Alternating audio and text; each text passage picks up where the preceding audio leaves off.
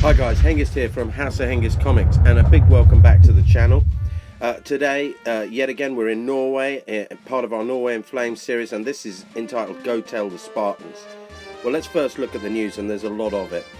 Trondheim has now been secured by German forces. The news, however, is filtering back about the tenacity and toughness of British soldiers who are very experienced in causing the Germans a lot of problems. Narvik is a fire at night, basically constantly under shell fire, and the sinking of the Wilhelm Gustaf has been basically passed on to Dr. Goebbels, the master of propaganda. Now, basically, as he says, if you tell a lie big enough and keep repeating it, people will eventually come to believe it. And basically, he started to spin this web about the war spy opening fire on a clearly marked hospital ship and unarmed merchantmen. Ultimately, he's an expert, and this news is filtering around the globe as the Germans also extend hands of friendship to other nations. The British respond with insouciance and typically with satire. The set today we're looking at is obviously, again, a mountainous set, quite difficult to build for wargaming terms, but what we've done is a standard white cloth with a build-up underneath. We've used to sprinkle a lot of trees, a lot of rocks, tried to replicate these type of photographs. It's very difficult to achieve this. I think I could probably improve upon it, but for the purposes of wargaming, again, it's sufficient. The crevices we're going to act as cover. There'll be natural crevices. The rocks are only available for mountaineers to enter. And obviously the ravines and things like that run the risk of, if HE goes off, you could get an avalanche on a roll of a 1. So now let's look at the Norwegian forces and what they've got here today. Well, the Norwegians have an infantry company with 2 infantry platoons with rifles. They couldn't afford to buy back MGs. They've got a pioneer platoon. They've got a little patrol group as well, which doesn't count as a company platoon for company morale, but can still function and operate. They've lost their ski troops. They were firestorm, and they could have done with them here today. They've also got a battery of artillery, some mortars pulled by reindeer, and some heavy machine guns. So they've got a good combined arms for this type of operation. In addition, they're supported by 2 platoons from the Scots Guards, who are very keen to be at the enemy, and obviously, unfortunately, led by a man who isn't Major MacDonald, attached from the Royal Artillery. They've also got some air support as well in the form of Hurricanes, but it is a night attack, so they may only come in a bit later. The German forces, well, it's the gerbirgsjaeger again. So far unbeaten, extremely good in these conditions, as we can see here. They've got great morale, great spirit, great equipment, and they're looking forward to being at the enemy. Most of their equipment is towed. They've got basically mules to pull them. The Norwegians lack a bit of heavy transport, and they're supported again by ME-110s. Only 2 platoons, machine guns, mortars, guns, and that's them. So they are outnumbered. The rules, yes, yet again, it's Achtung Panzer, that's Flames of War version 2 and 3 that we use. Right, let's get into the mission and the deployment for this game. It's a night action. It's a version of basically encounter. So we've got half on, half off, so to speak, with 2 guaranteed turns of night in itself, then we're rolling. 4 small objectives are placed, 2 by both players, 1 on each side of the mountain. What you can see basically here is we use smaller objectives. We're not fussed as long as it's consistent, and they fit better into the set sometimes that we find. Both forces have been moving up at night and are moving towards each other. On the other side of the mountain lays Narvik, so this is a critical position. Effectively, as you can see, on the left we've got the Norwegians, and on the right we've got the Germans. The Germans only have 3 platoons down, whilst the Norwegians have 5, including their AA and artillery, which is placed on the left-hand side by the woods. Well, it's pretty dark out there. The troops have been moving forward. We roll immediately to determine if we've got weather, and yep, again, this time we get deep snow, and that effectively forces basically bogging checks on the infantry platoons that are not mountaineers. So this is a problem straight off the bat. The British have been held in reserve. The Germans go first and make a move. They have to, on the very vertical slopes, they have to use grappling hooks. They have to make a skill check to get up there for the platoon.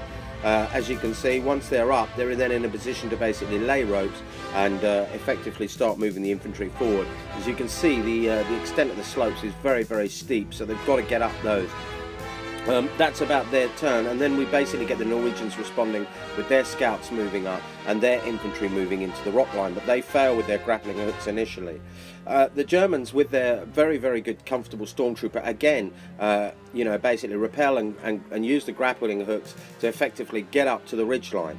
And so they've got to the summit first, and this is rather critical.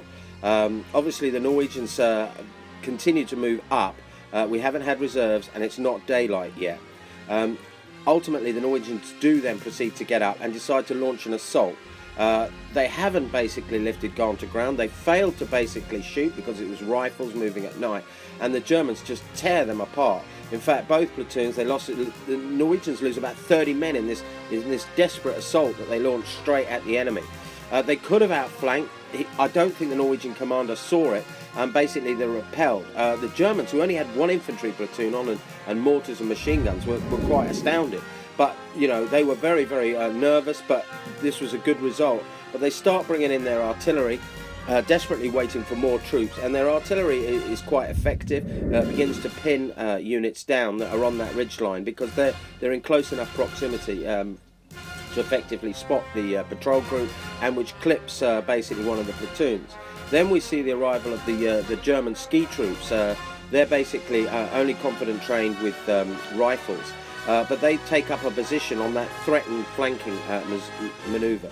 And then they also get further infantry, which arrives because it's scattered in the furthest corner and head towards the woods. We get daylight, and the Germans start firing smoke as the Norwegians continue to press forwards.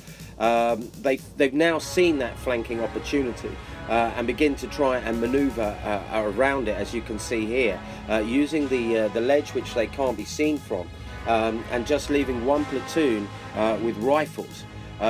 Their mortars arrive with their reindeer support, who are towing them, good old reindeers, Uncle Rudolph, etc.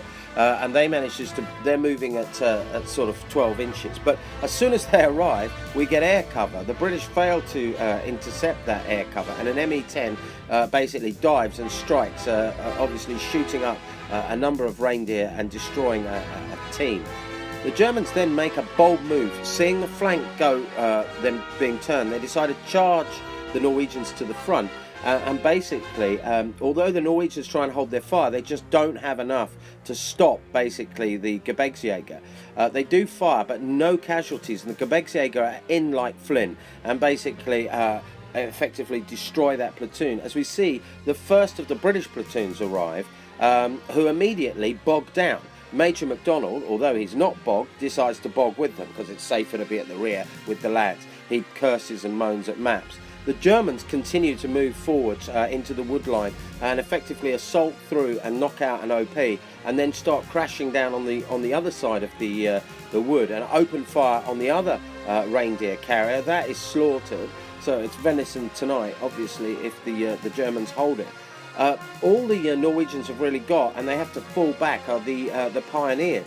And now, effectively, although the Norwegians are firing with their rifles and as such, they haven't got enough firepower out there. Several of their heavy machine guns have already been gunned down, and the Germans again continue to press. If they can take this objective, it's basically in a minute a victory. But this is when the Norwegians sort of pull it about.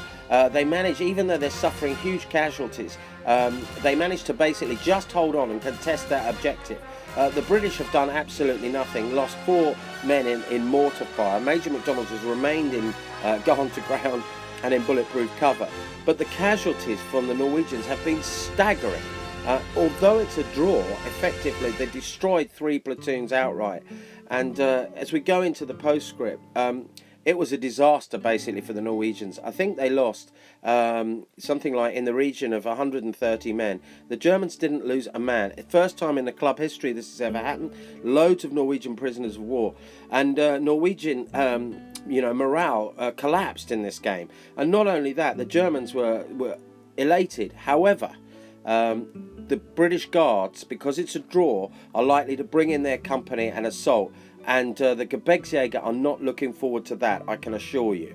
However, again, we've got air attacks to go on that took place over the table. We've got sea action. We've got Fallschirmjägers landing, although God knows where. Looking at the map where it is, they may land behind the enemy. This is or they may land around Narvik and reinforce both companies. So magic stuff again.